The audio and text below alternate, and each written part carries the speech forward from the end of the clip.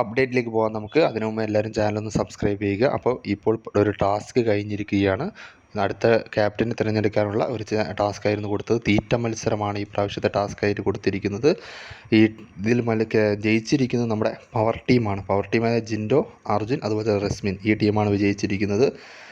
3 point കരസ്ഥമാക്കിയിരിക്കുകയാണ്. ഈ മത്സരത്തിൻ്റെ അകത്ത് എന്താ വെച്ചാൽ വാള് വെച്ച് മത്സരാർത്ഥികളെല്ലാം ഒരു വഴിയായി എന്നാണ്. അതായത് നമ്മുടെ ടാസ്ക് റൂമിലും വാള് വെച്ചു, അവസാനം ബാത്റൂമിലേക്ക് ഓടി അവിടെയും പോയി വാള് വെച്ചു.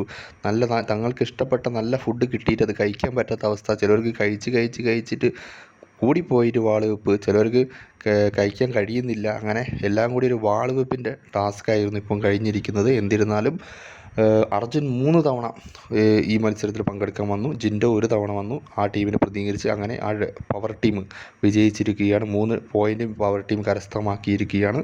ഒരുപാട് നേരം നീണ്ടു നിന്നൊരു തീറ്റ മത്സരമായിരുന്നു. ഒടുവിൽ പവർ ടീമാണ് ഇതിൽ വിജയിച്ചിരിക്കുന്നത്.